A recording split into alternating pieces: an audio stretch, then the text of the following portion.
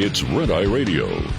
Gary McNamara and Eric Harley talk about everything from politics to social issues and news of the day. Whether you're up late or you're just starting your day, welcome to the show.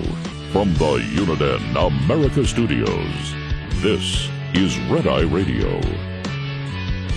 All across America, we are Red Eye Radio. He is Eric Harley, and I'm Gary McNamara. Good morning. Thank you for being here. Thank you. All right, so I saw Cracker Barrel's latest message yesterday. All right? This really is their message.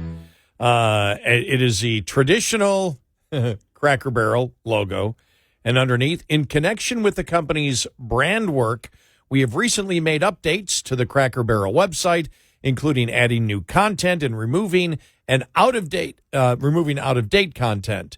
Several months ago, the company also made changes to our business resource groups that now focus all sponsorships and events on our corporate giving initiatives, addressing food insecurity, supporting community needs through food, and reducing food waste. And it was posted by Robbie Starbuck, the filmmaker, also influencer, who's really been on, as you know, Cracker Barrel. And he writes, "Huge! Our movement has achieved total victory again. Our efforts have resulted. Did I slur that? I don't know. I swear, I'm not drinking yet. No. Vacation hasn't started yet. It's still an hour away.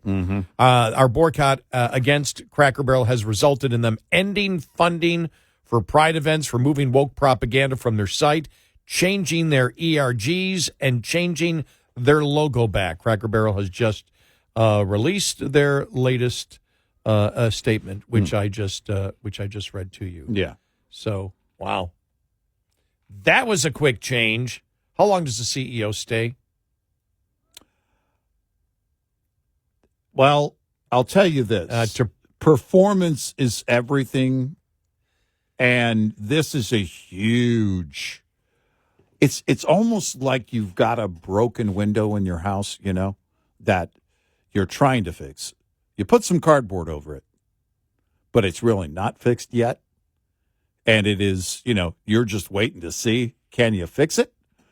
And this gets down to, okay, because if the board looks at this and major investors look at this.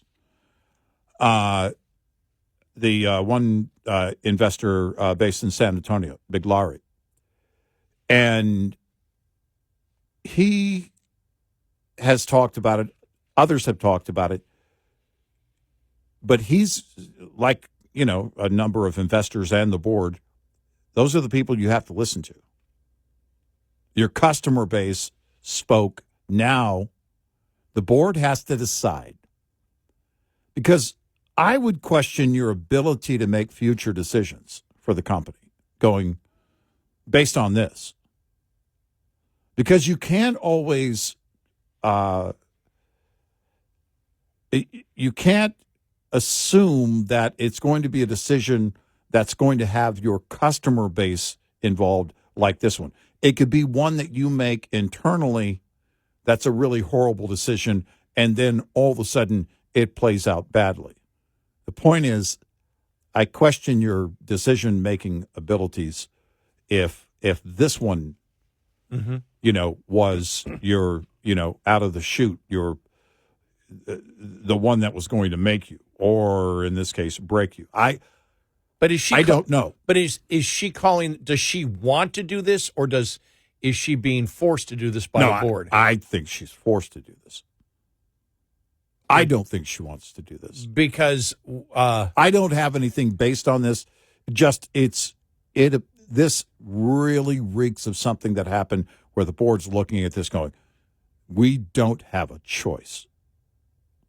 You've got to change everything back. You have to abandon this new policy. It's almost as if you're being, you know, this is an order or you're gone. Yeah. And that's the way it would come down, really. I mean, because the change has been too quick. Yeah. There's no hemming and hawing. There's not. Well, even new Coke lasted 6 months or whatever it was. it made it to the shelf. But Bud Light didn't change this quick. Right. This is a matter of a couple of days. Really, Right. It was the weekend. Yeah. Wow, it's been a week. Yeah. It was the weekend, and by Monday, Tuesday, you saw these changes happening. Corporate America just doesn't move that quickly. I mean, if you're a customer of Cracker Barrel and you go, I don't know, a couple times a month, you may not have even seen the change if it happened, and then, because it's changed back so quickly. Everything is about the performance from here on.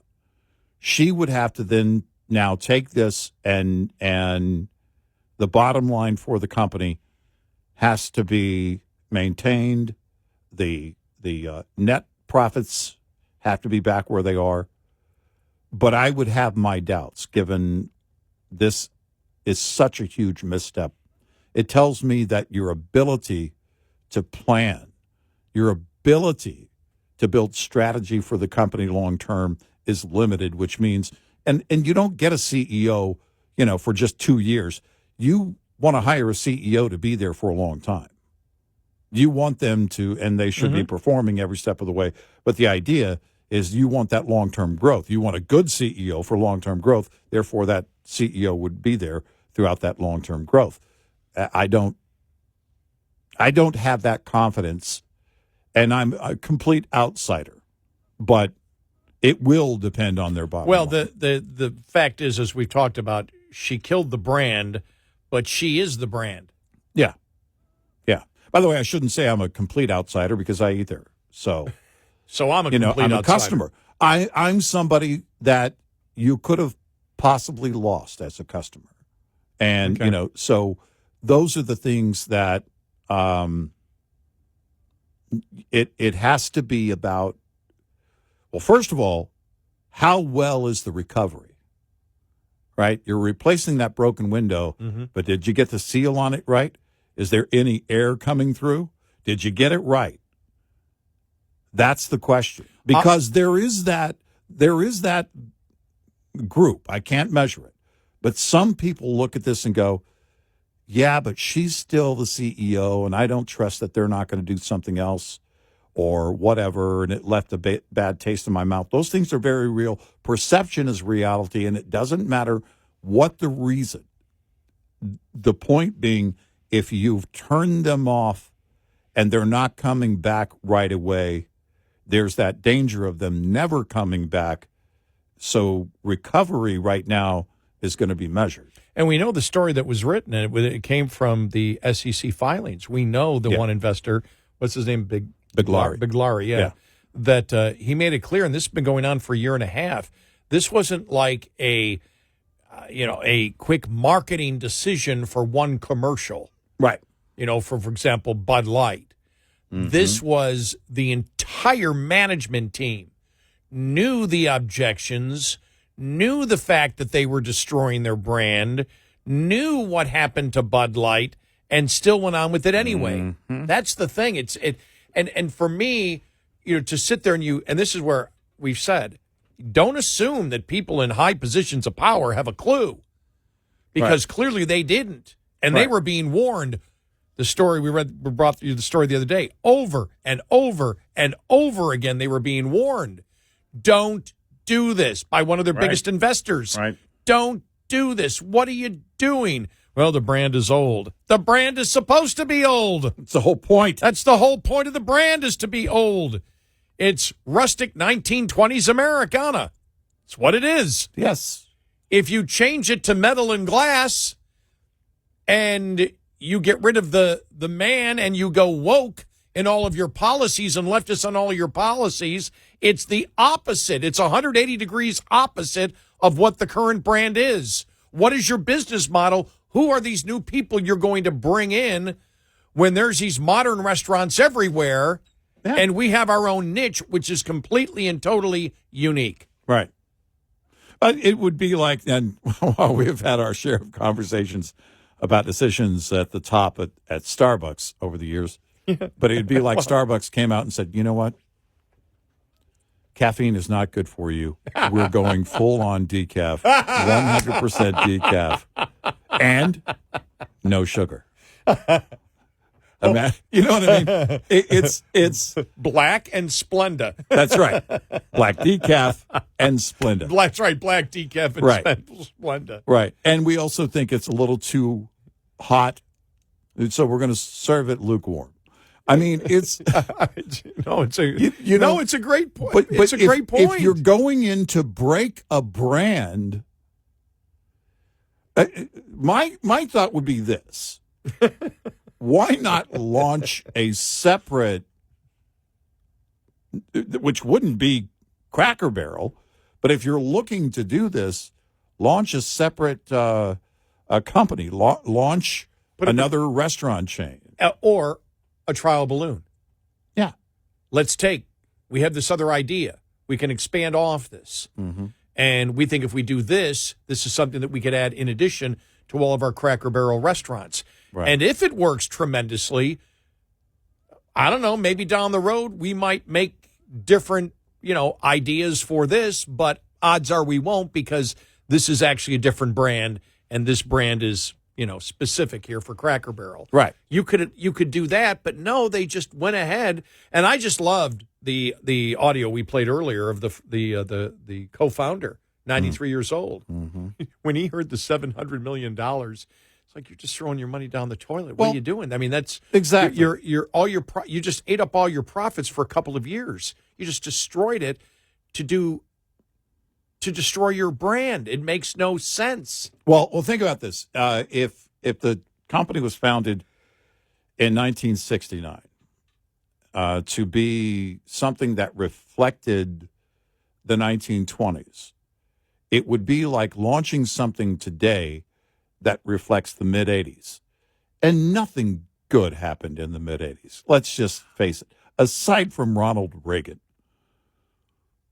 there was so much crap in music. Oh, my gosh. Food. But you made me do theater of the mind of that restaurant. Yeah. Cyndi Lauper posters all over the place. Now, exactly. Boy George. Exactly. If you're gonna do old, that's their old timey. Right. The old timey for 2025 by comparison would be 1985. Could you give me some Kajagoogoo?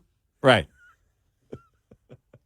Exactly. And then after it succeeds for 60, 50 years, you say, let's go metal. Well, you could say something like, the menu could, I'll take 2 flock of seagull eggs and a large Oingo Boingo.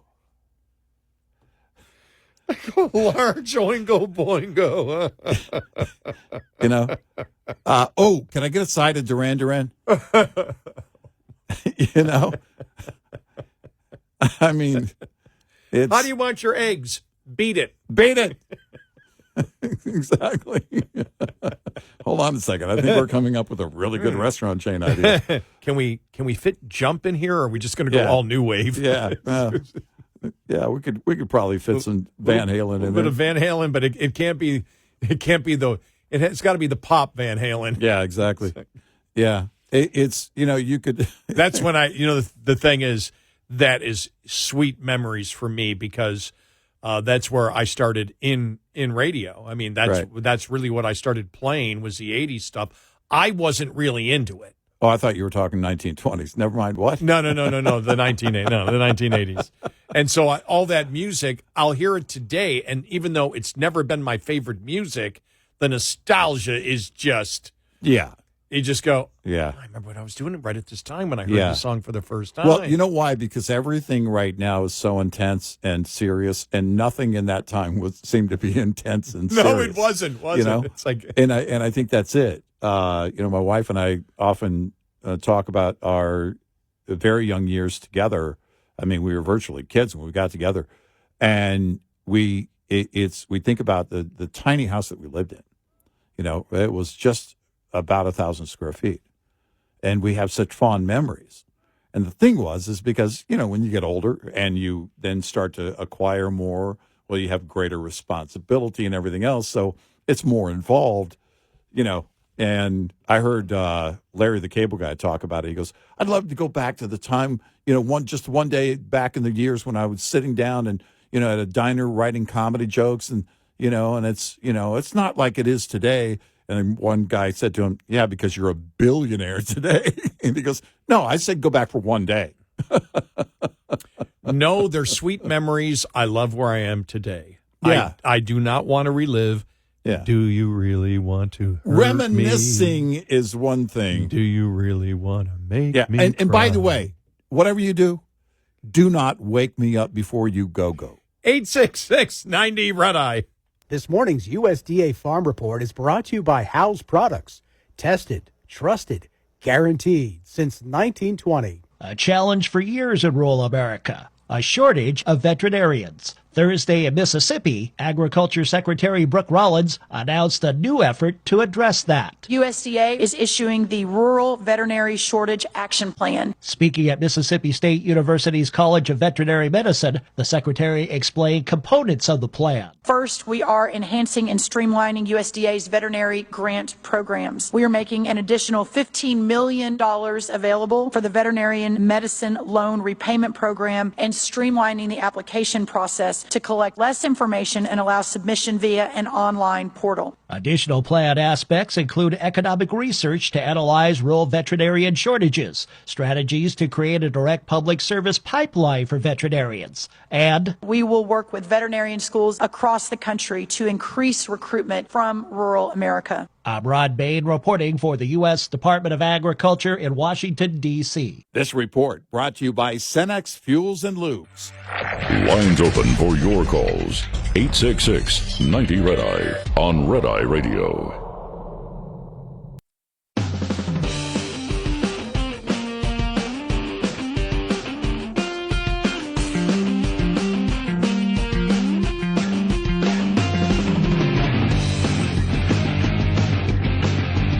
It's Red Eye Radio. He's Eric Harley, and I'm Gary McNamara.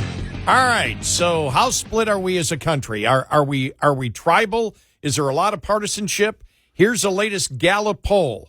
All right, the percent of Americans broken down by party that are satisfied with the way things are going right now. All right, Republicans, 76%. Democrats, record low, lowest ever for Democrats. What do you think the percentage of Democrats who are satisfied with the way things are going in the U.S. right now, according to Gallup? 0.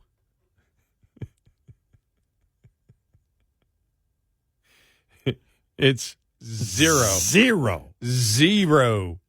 The lowest ever. And the headline is everything is partisanship right now. Because the thing is, when you actually look at it, this is the thing. Anything that is attached to Trump, no matter what, is a 0. So everything, when you ask that question, is attached to Trump. But when you look at all the 80-20 issues out there, or 97.3, didn't we come up yesterday with a 99.9999999? Yeah. 92.0000001 issue? Yeah, right.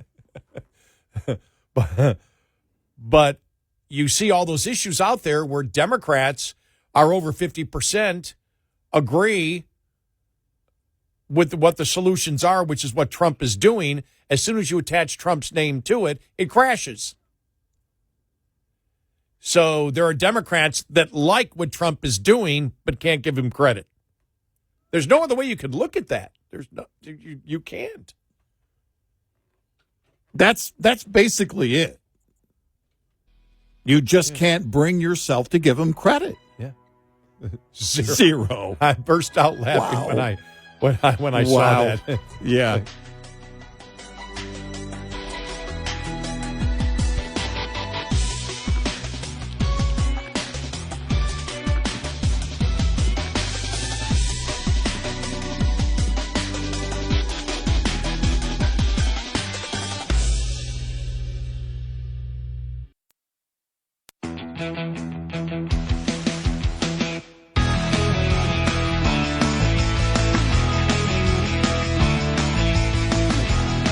You're listening to Red Eye Radio from the Uniden America Studios.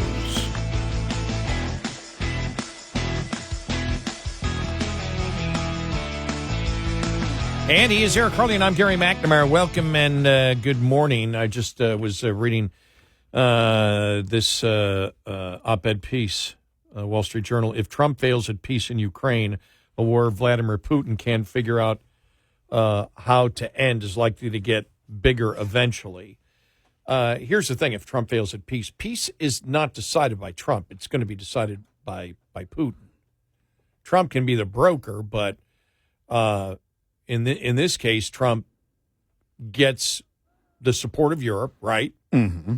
Gets Zelensky on board, which he has done, and then it all depends on finding out, and this is what it's been from the very beginning, with everybody on your side. You've laid out what you're going to do if he doesn't do it. You've laid out the secondary tariffs, how you're going to do everything to help destroy the Russia economy, and you're going to give economic guarantees in some manner or form, whatever they may be, with Europe by your side to Ukraine, with also, as we all know, the mineral contract. Yeah. That we have with them. Right. The precious metals contract with them. So as far as I can see, when people say, well, Trump's goal is to get peace, that may be his goal. He's not in charge of that. He simply lays out where we stand and tries to find out where Putin stands. And right now, all we know about Putin is everything that he said in Alaska was BS. Yeah. Now, we figured that when he said it. Right. And I'm sure the administration did too. But it's not up to Trump to get peace. Trump can't force Russia to do anything. I believe that they've set the parameters that Trump, Zelensky, and Europe have figured out the parameters that they'll agree to. Mm-hmm. And so are they surprised that there isn't even a discussion right now? They're not even discussing, hey, here's where we stand. Where do you stand? Russia's saying, we're just not going to deal with you at all. Yeah, yeah. And so the next step has to be, I mean, you may have some niceties here or there, but the next step has to be sanctions. I really feel like that's going to be the next step. I don't know when, but I can only assume it's going to happen within a matter of a couple of weeks. I don't think you have anything left in front of that.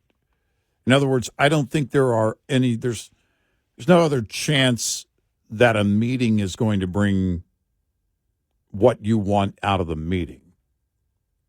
I'm reading this here. It says, the U.S. has its own cold-hearted interest to stop the fighting and eliminate the fat tail risk, lock in Russia's strategic defeat, and reap the benefits in dealings with China and other troublemakers. Mr. Trump personally also wants a Nobel Peace Prize. I personally think they've made too much of that.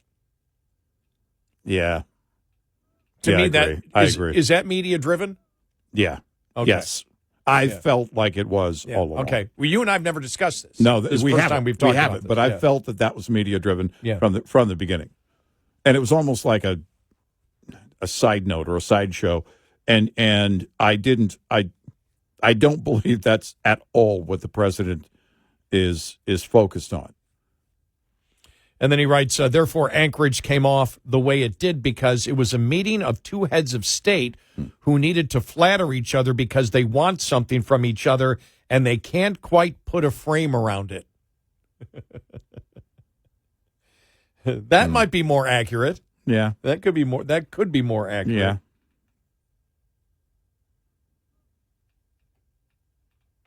In turn, there followed elaborate words in the West about security guarantees for the deal that doesn't exist. Well, yeah, we know the deal doesn't exist. But you put out the security guarantees because that's part of the negotiating with Russia. right? Right. And so all this article is really saying to me is that if Putin doesn't want peace, there's not going to be peace. Which is what many of us have been saying from the beginning. Yeah. And so at that point, you maximize sanctions, Europe, United States, secondary tariffs. You do whatever you have to do, because once you start this, you have to look and say, what is, in anything like this, you have to look at it and go, what's the worst possible scenario?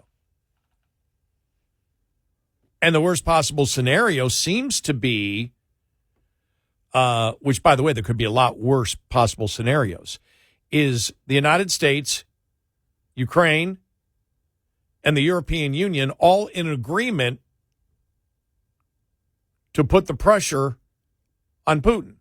Yeah. Which was going to happen one way or another. So I don't view this as, if Trump does not get a peace agreement, I don't view that as a failure, because Trump was never, Trump is a part of trying to get the peace agreement. He is not the decider of whether you get the peace agreement. There are too many things that are not in his control. Yes. And I think many of us understood that. Many of us understand the very nature of Vladimir Putin, given history. And you put those things together, and I don't like to, well, if I gave it a percentage, there's only about a 46% chance at peace here. I don't like really doing that, because those moving parts that are out of our control are constantly moving and changing. I think Vladimir Putin is a constant in a couple of ways. We know he wants a huge chunk of Ukraine. We also know he's not to be trusted. Those two things are constant. President Trump made the effort here, is still making the effort as far as we know, and is going through every diplomatic channel you would want to go through without carrying all of the weight, involving Europe and basically, setting up a scenario that could work, but the asterisk there, the conditional part of this, is that Putin, if Putin wants it, that asterisk is going to be right beside that, if Putin wants it. But Putin, we asked the question, I think going into the summit or the Alaska meeting, all right, there are a number of things that we're not aware of. We don't have the numbers in front of us and what's going on. What would drive Putin to want to give up? Well, it could be the threat of those sanctions that are likely on the way, the secondary tariffs. It would be, of course, morale, losing so many of his soldiers, and also the civilian morale is way down. His economy is suffering. These are things that put pressure on a Vladimir Putin. Now, where does he believe likely that he could overcome such adverse situations? And those are pretty big. Well, if he gets enough help from China. When you set into motion a series of meetings here, my question would be, too, is Putin doing this to bide his time?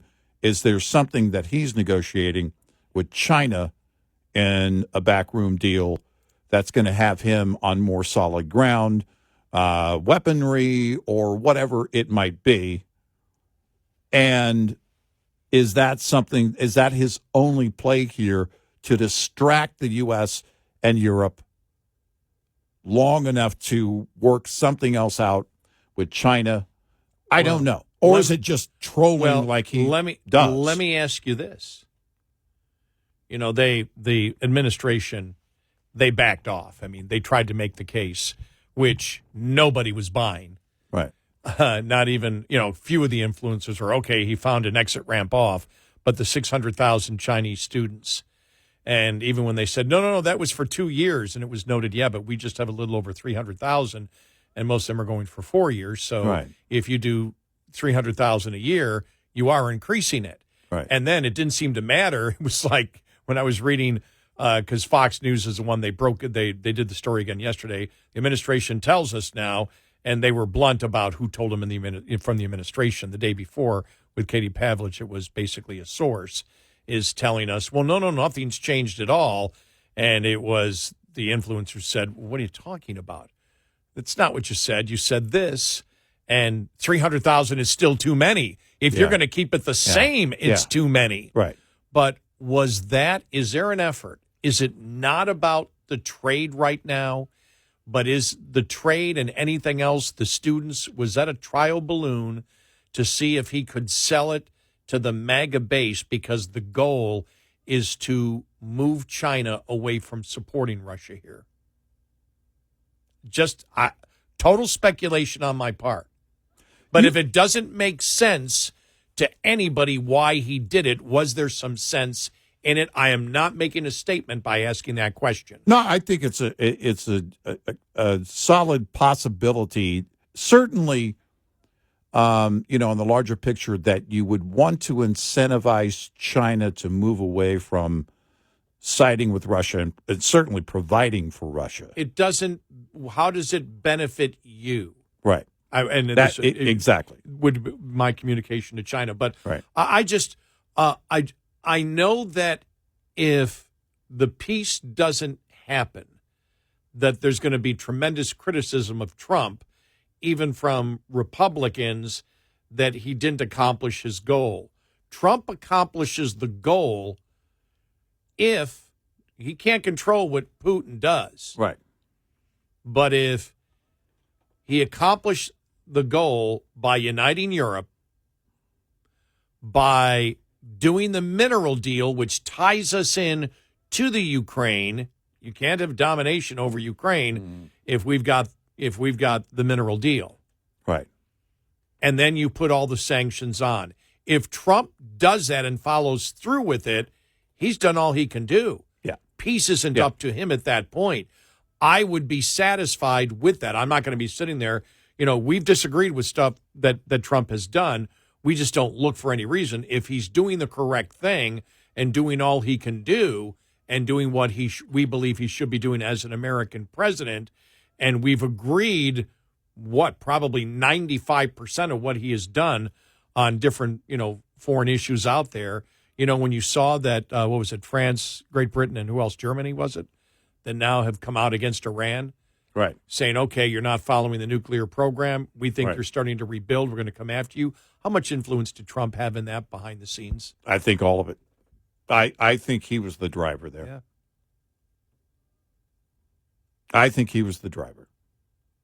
Likely with a lot of help from our intel community, Marco Rubio, assisting with that, but basically showing our friends in Europe, hey, this is what they're doing. And everybody needs to wake up before it's too late. And I think he is the driver there. I don't fault him at all. I'm with you on Russia, whatever happens. Because whatever happens is on Putin. Yeah, you can only It was from day one. You're limited as to your options. Right. But are you going to go through with your options? That means that Putin will pay a price. Exactly. I think sanctions are next. Yeah. And it'll be interesting to see. I hear one thing, then the war is going to continue to go on. Well, yeah, but the Cold War, the fight against first communism and then the / authoritarian dictatorship in Russia, that's going to go on whether they get a sweetheart deal with Ukraine or not. Yep. None of it's ending. Nope. 866-90-RED-EYE. Get in touch with Red Eye Radio, toll free at 866-90-RED-EYE.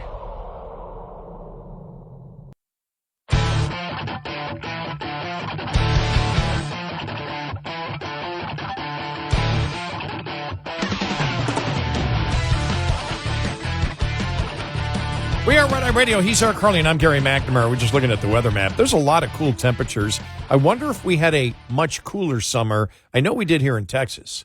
Yeah, where we are in North Texas. Yep, it was a lot cooler. I think we only had 4 days over 100, and it's really gone now. I mean, it's according to the forecast. Yeah.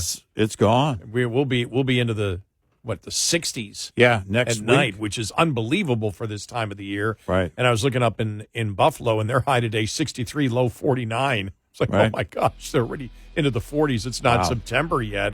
Yeah. And so, is the media going to be talking about the seriousness of a global ice age approaching? Well, they might be. They might be. You and I are on vacation next week. Everybody enjoy the week with Dan Mendes.